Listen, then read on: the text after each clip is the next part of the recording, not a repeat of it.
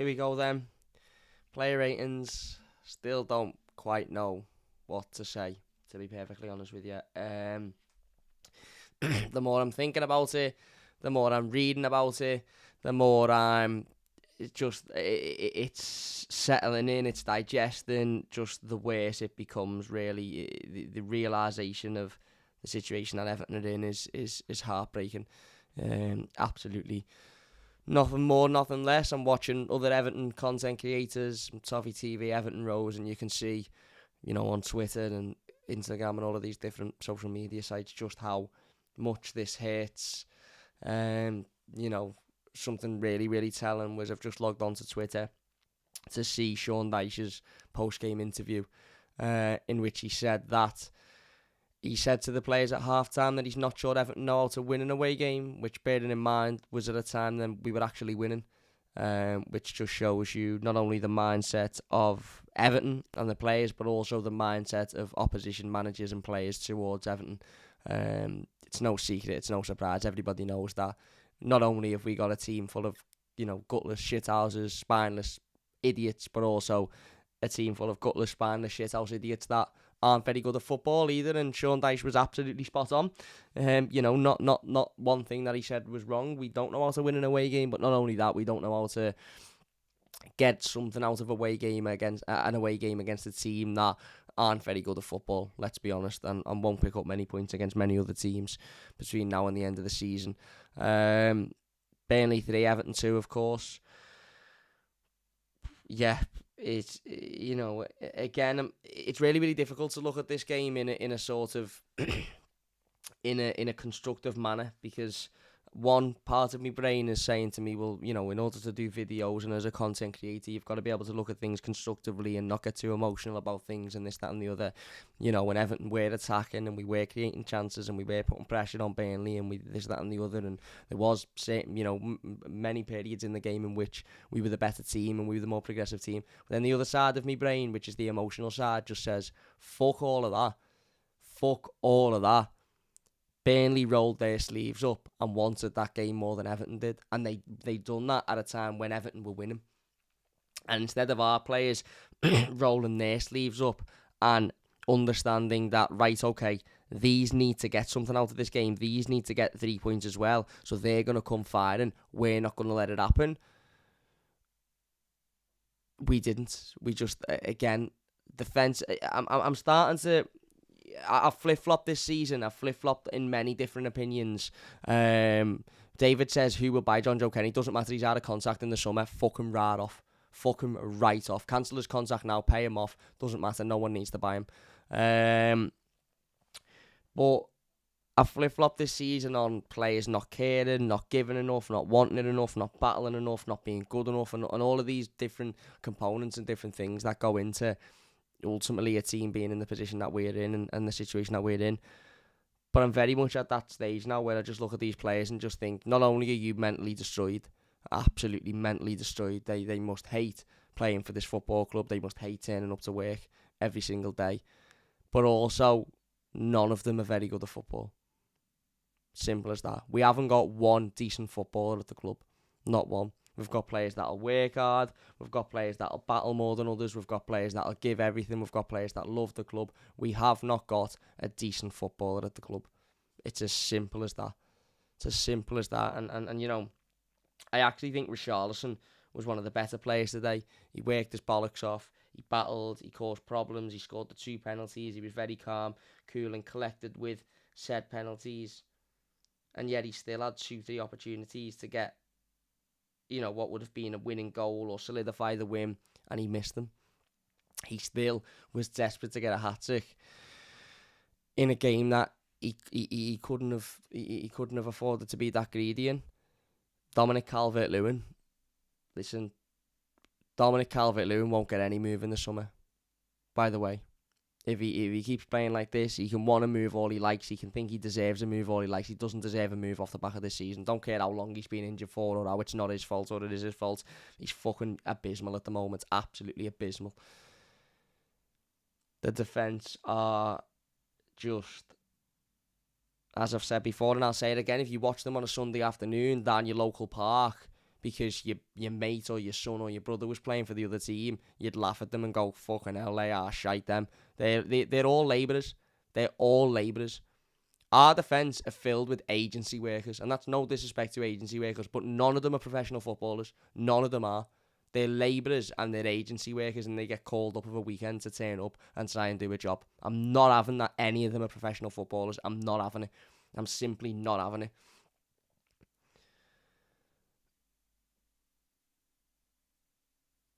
It's just... it's heartbreaking. I think the manager got it wrong. Firstly, only making one substitution in a game in which we so desperately needed to get something out of is shocking. And secondly, I think not, and I never thought I'd say this, but not starting and playing Fabian Delph, and again having Abdoulaye Doucouré in basically what was a one-man midfield, because let's be honest, Mason Holgate got himself booked after about 25 seconds, so he was fucking useless for the rest of the game. It again was just a shocking decision for me. But overall, I think we're gone. I honestly think we're gone. You can probably tell I'm absolutely broken with it. I'm absolutely broken. I just don't see where the points come from. I don't see a way back. I don't see how we get out of this. I think Burnley will now get a lot of confidence from that and probably move on and go and pick up some important points in the next few weeks. Watford have got winnable games coming up. One of them being against Everton at Vicarage Road, in which we won't get anything out of, by the way. You know, it's all very well saying, but it rides on Saturday and we've got home games and we've got winnable games at Goodison Park and this, that and the other. That was the most winnable game we'll play all season. They aren't very good whatsoever. They weren't very good whatsoever tonight. They hadn't scored a goal in 5 games. 380 minutes or whatever it is of football. And they've put 3 past us today.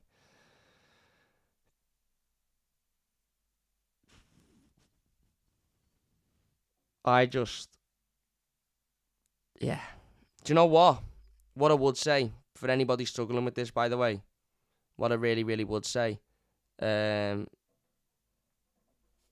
the Dugout Football Channel says Simon Dobson saying an emergency boardroom meeting is being held regarding Frank Lampard.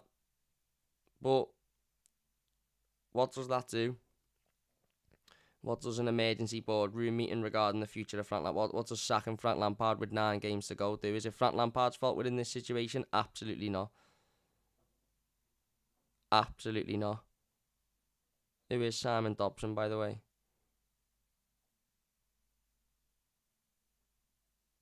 Yeah. I don't think Simon Dobson is a real journalist, but I might be wrong. But what I would say is I'm not going to try and give anybody advice. I'm not going to try and give anybody advice on, how to cope with certain situations or, mental health or whatever. But anybody, I've seen a couple of people who have messaged me about mental health and commented about how this is really affecting their mental health. I'm not going to go into giving a sob story and this, that and the other, but I've suffered from mental health problems for all my life. Various different issues. Again, I'm not going to go into it. And Everton do genuinely make that worse week in, week out. Again, that's being a football fan. Sometimes it's good, sometimes it's bad. What I would say is, for anybody watching, the last 3 weeks, I've spent every single day in the gym, every day, doing various different exercises. And I really, really do think that going to the gym and doing that exercise and boxing and just being somewhere where you can work on yourself and you're coming out feeling better and the serotonin levels are flying. I think it's helped me so much with this situation, because as gutted and as devastated and as heartbroken and as upset as I am, my brain has gotten into this stage of thinking we'll be in the gym tomorrow again, so it'll be all good. And I know when I'm in the gym, things will feel better. So again, I'm only saying this because I've seen people comment. I've had people message me saying, they're struggling with how to compete with this, with their mental health and stuff. My biggest advice would be get some exercise done, go to the gym. and just, yeah, it will help you massively. Anyway, look, we're here for the player ratings. We're not here to talk about the game. We've just talked about the game for 40 minutes on the instant match reaction. Let's do the player ratings. We'll run through them. I don't think there'll be many people getting a high score today. Firstly, Jordan Pickford in goal, and I'll give him a 5. No, a 4. Was he at fault for any of the goals? I don't think so. Seen a couple of people say he was at fault for the third. The third for me is just woeful defending, absolutely woeful defending.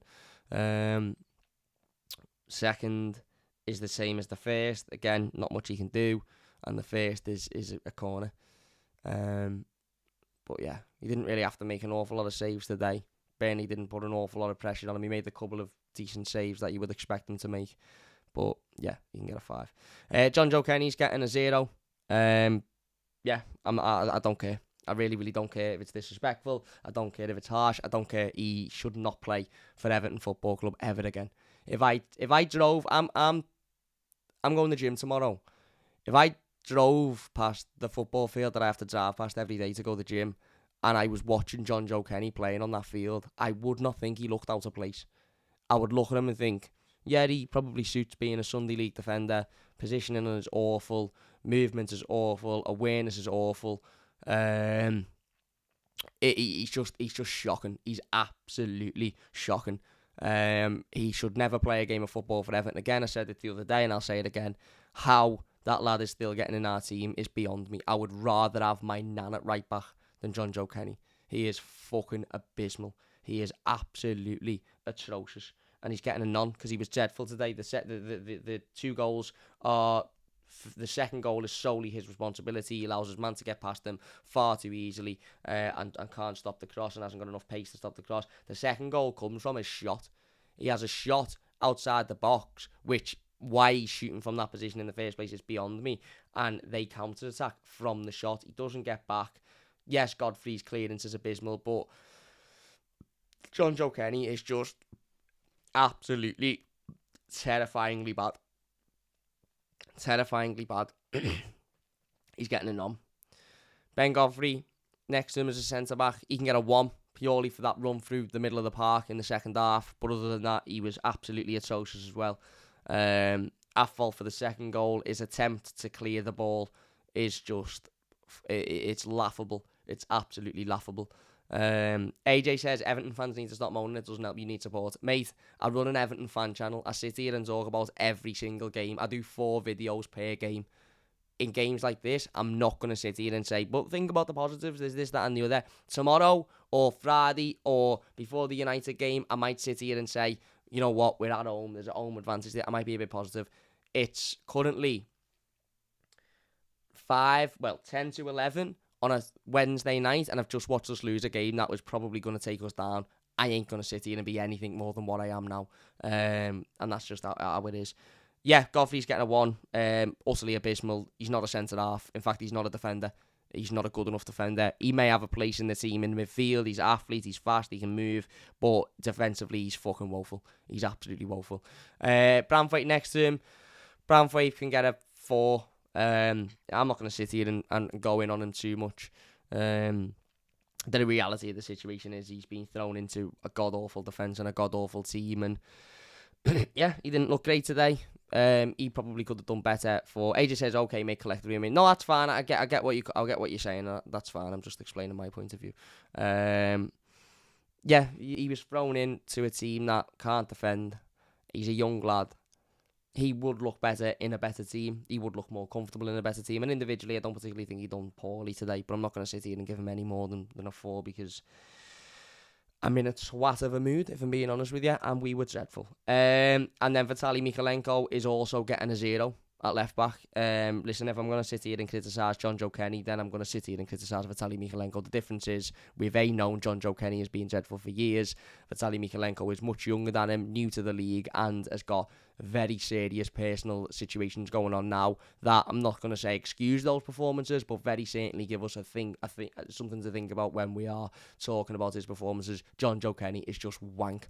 But regardless, Vitaly Mykolenko was getting a 0 today. He wasn't very good. In fact, no, he can get a 1 because he put a couple of good crosses into the box. But positionally, he wasn't very good. I think defensively, he wasn't very good. I think he loses his man far too often. I think he doesn't sack runners.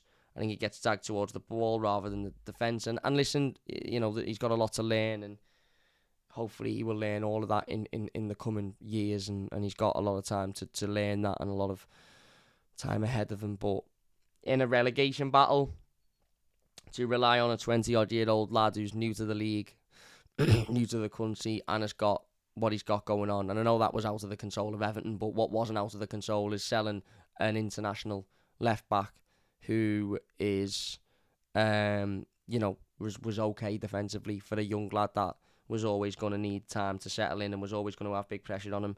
Was just another one of Everton's decisions that, has put us in the position that we're in. And as I said, we aren't in this position out of bad luck, by the way. We've had some bad luck with injuries and referees and stuff like that, but we deserve to be in this position. Let's not get it twisted. We as Evertonians don't deserve this, but this board deserve the position that we're in at the moment because they're fucking useless. They're utterly useless. He did win a penalty, Vitaly Mykolenko, with a good cut inside, but yeah, he's not, he won a penalty in a game that we lost.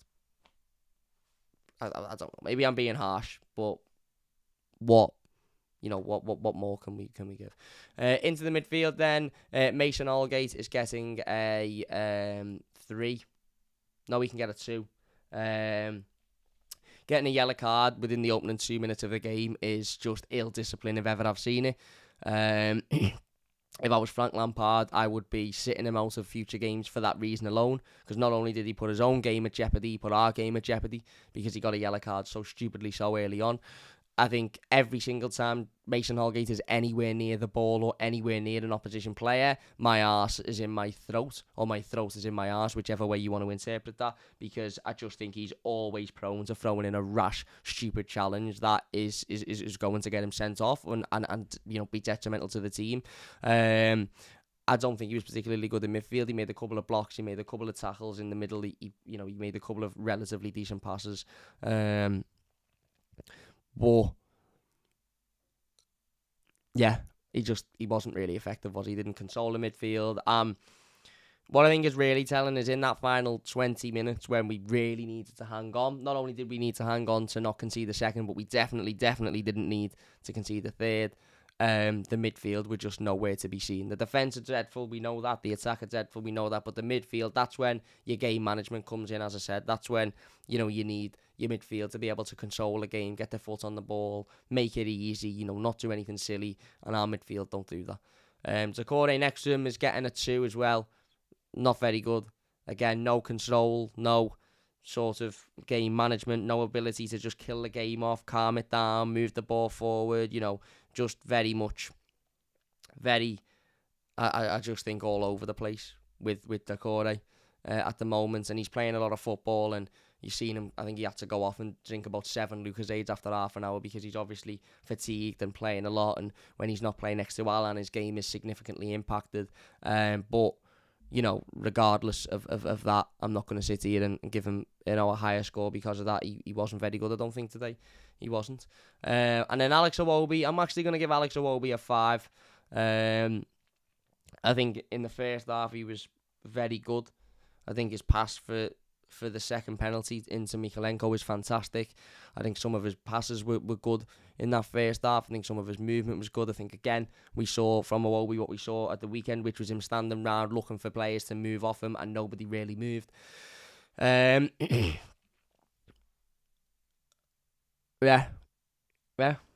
he was all right in the first half. Second half, I don't think he helped. Don't think he done much, but neither did anyone.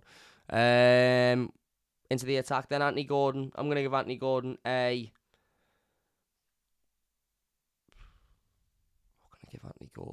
It's a difficult one with Anthony Gordon. I'm going to give him a 5 as well. Worked hard. Ran round. Obviously has that desire. Has that commitment. One of the only players in the team that consistently shows he cares week in, week out. but his output is worrying for me.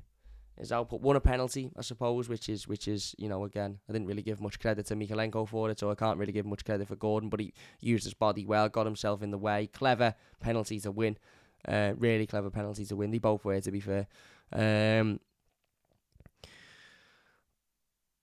But yeah, had a chance to win it. And okay, it was a really good tackle and block by Tarkowski, but could he have held his shot? Could he have cut inside maybe and used the space a little bit more? Potentially.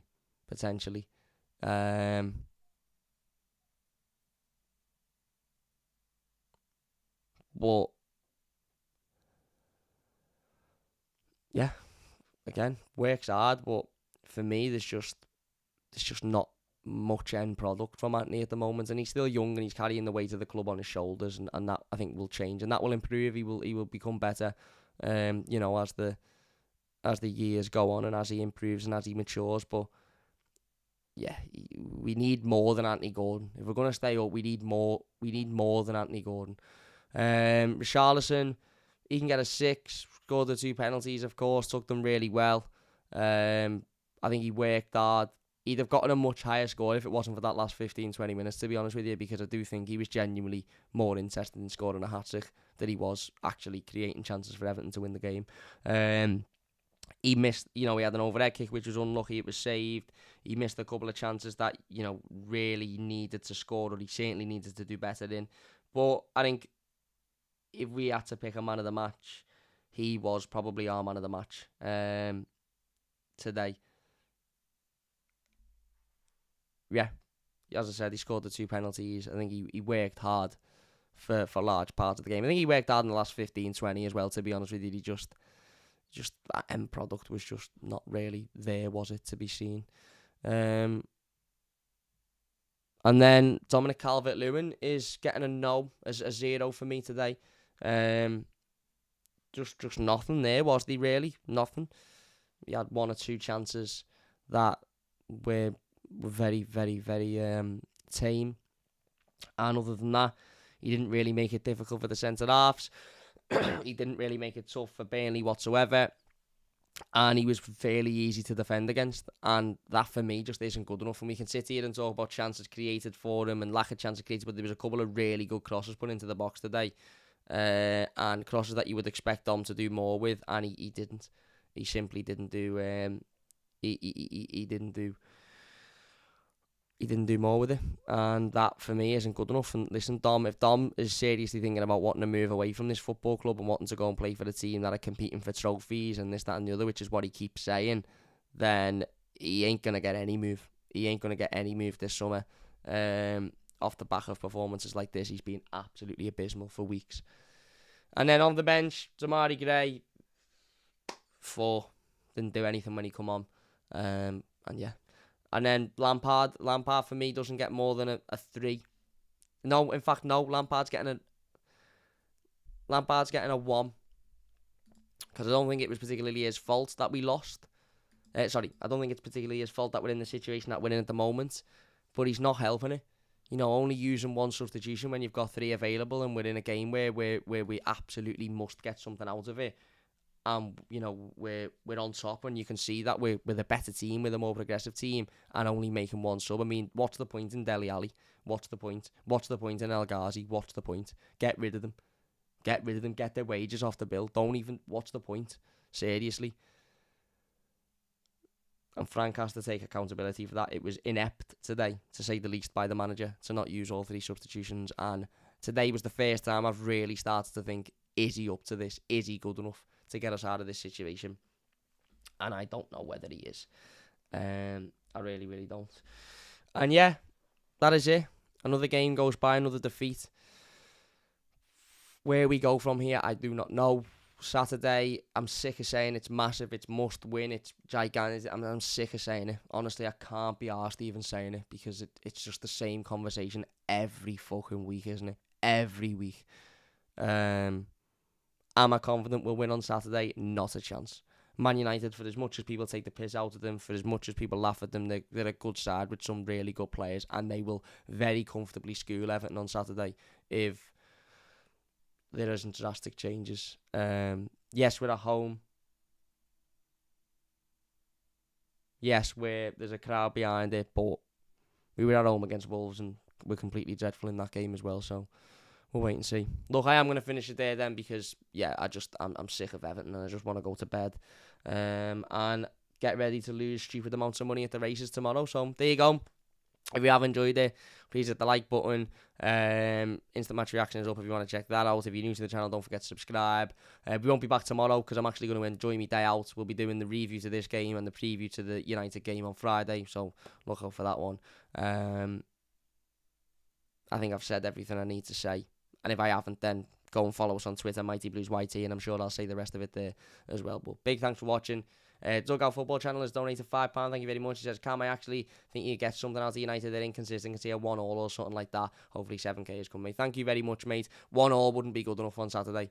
It won't be good enough. We just need a win. That today, if we'd have got a point today, then maybe a point on Saturday would have been suffice. But Saturday is 3 points.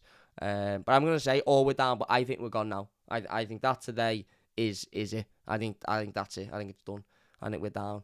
But we'll wait and see. Big thank you for watching. If you've enjoyed it, leave a like, subscribe if you are new, and we'll see you soon on the Mighty Blues.